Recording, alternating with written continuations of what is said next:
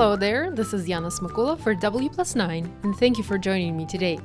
In this video, I'll show you how to easily add dry embossed details to your one-layer projects. I'm mostly going to be using the Holiday Bow stamp set along with coordinating dies. I love the greenery included in here and I'll be stamping those and also dry embossing to add interest and details to my projects. I've already made a number of examples using this technique in various stamp sets from W+9, and I'll show you how to make two of them in this video. One will be done on white cardstock, and another one on oatmeal cardstock for a vintage and distressed look. I'm going to start by heat embossing sentiments onto my cardstock panels. I'm using sentiments from various stamp sets today, and I'm mixing and matching them. And the first one I have here is from the Christmas Greetings stamp set. Many sentiments work for this technique, you just want to make sure that they are large enough to be the focal point of the card. This technique works for non-holiday projects also. You can use it to make Valentine's Day cards, birthday cards, and cards for other occasions as well. So I'm first stamping my sentiments in Versamark ink. This is clear, sticky ink. I've treated my paper with an anti-static powder tool to keep my embossing nice and clean, and I'm using my Misty stamp positioner today to do the stamping. I will be stamping my greenery in the same spot on both of my cardstock panels. So technically I'll be mass producing the cards, and this technique, by the way, is great for mass production.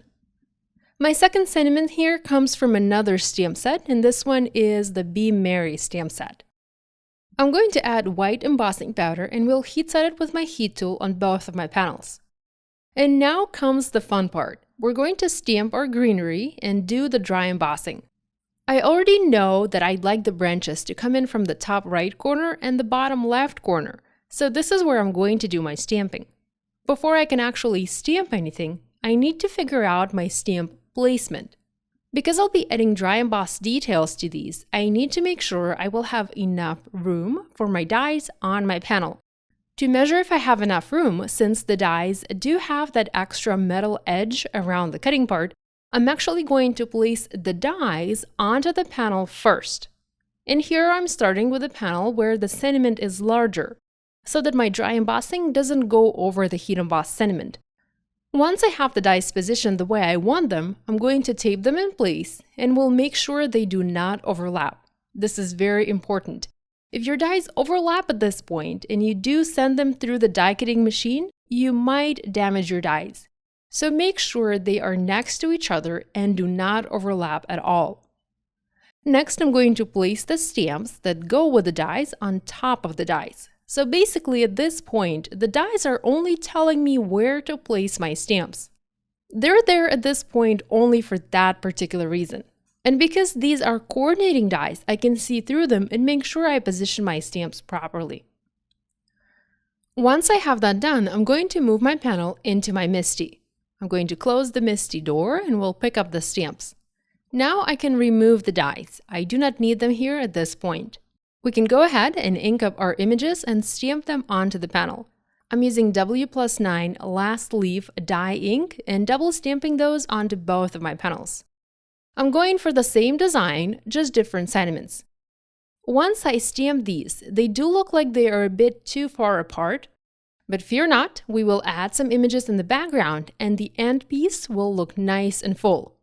I'm going to repeat this process and will arrange same dies onto the bottom of my panel. This time I'm using 3 dies and again arranging them the way I like. I'm taping them down with washi tape, I'm adding coordinating stamps on top, I'm moving the panel and placing it inside my Misty, I'm mounting the stamps, removing the dies, and stamping them using the same Last Leaf ink. Now, the reason we do the stamping part first and the dry embossing later is because once we do the dry embossing, we can't really add any stamping because the paper becomes uneven. It becomes embossed and debossed, so recessed in some sections, and the ink cannot reach those sections. I'm also going to do some additional stamping to add the greenery here. To make sure my additional stamped images stand out, I'm going to use a different color of ink, and I'm using Mojito. And again, I'm double stamping my images.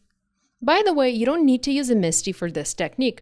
You can do this with a clear block. The procedure would be identical. The difference being that you would mount the stamps onto a clear block and will just eyeball the placement when you go to stamp them. So they will still have the same spacing in between them to make sure you'll be able to fit the dies, but you'll be just eyeballing where you stamp them onto the panels. I'm also stamping pine cones, and I'm using coconut husk ink for those. And finally, I'm adding a few little berries here and there using Gala Red dye ink. Once the stamping is done, we can go ahead and add our dry embossed detail with the help of the dies.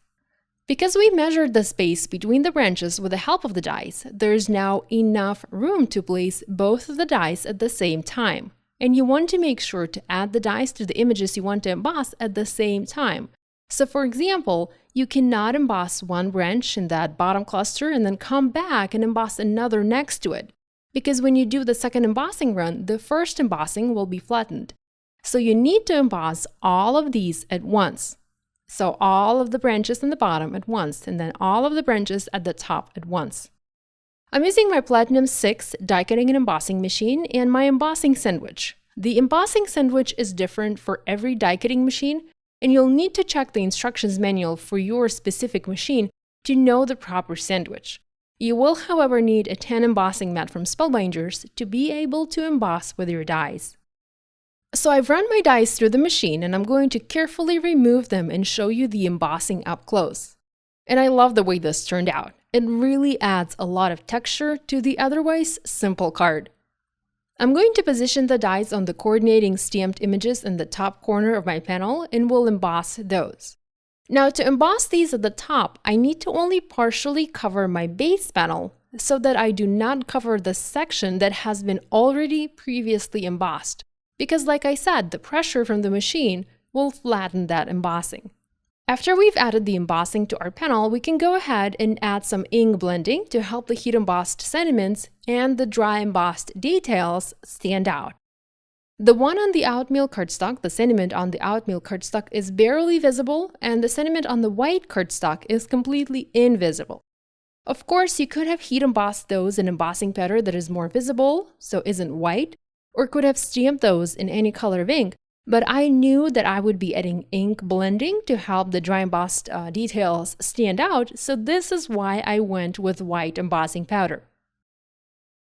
I'm using warm wool ink color and blending a little bit of this color in the center, defining the sentiment and also outlining the embossing on the branches. The part of the die that makes the cut line debossed the paper, and because that paper is pressed down so deeply, I cannot reach it with my ink blending tool. And therefore, that part of the paper maintains its original color, helping to define the embossing. It's not quite white on this oatmeal cardstock, but it is completely white on the other panel. And by the way, you can go as heavy with your ink blending or as light as you'd like. I wanted to show you the other panels I did when I tested this technique and explain some of the mistakes that I made and show you the different options that you can have. So this first panel, I did the ink blending before I did my dry embossing. Therefore, there's no white edge around the embossed branches, and the dry embossing doesn't show up right away as clearly as it does on other panels. It still looks beautiful, but it's just not the same. For my panel number 2, the branches that were supposed to be in the background were stamped using a very dark green. Therefore, they ended up looking like they are in the front of the dry embossed branches, which is still nice, but technically is incorrect. The color of ink that I used here was Apple Teeny, so it ended up being too dark. Mojito was a much better option to stamp these particular branches. Panel number 3, my dry embossing overlapped my heat embossing. In some cases, that can cause embossing powder to crack and come off the paper, so just something to keep in mind. It worked out great on this particular panel, and I'm very happy with the way it turned out. It's actually one of my favorite panels. Panel number 4, the sentiment was a little bit too small for my taste. Here's panel number 5 with ink blending done using Ocean Dive ink. And finally, panel number 6. Here I made the mistake of dry embossing the images first and stamping them later. So therefore, I couldn't stamp those additional branches in the background because it just wouldn't have looked good. I added some white gel pen details to the berries and to the branches and adhered my panels onto A2 top folding card bases, and that finished my cards. These are fun and not difficult to make. They're great to mass produce and great for mailing too because they are one layer and do not require any extra postage. Here's a closer look at these one-layer cards with dry embossed details using stamps from W+9. Thank you so much for joining me today. Be sure to check out W+9.com for more creative inspiration. I'll see you next time. Bye!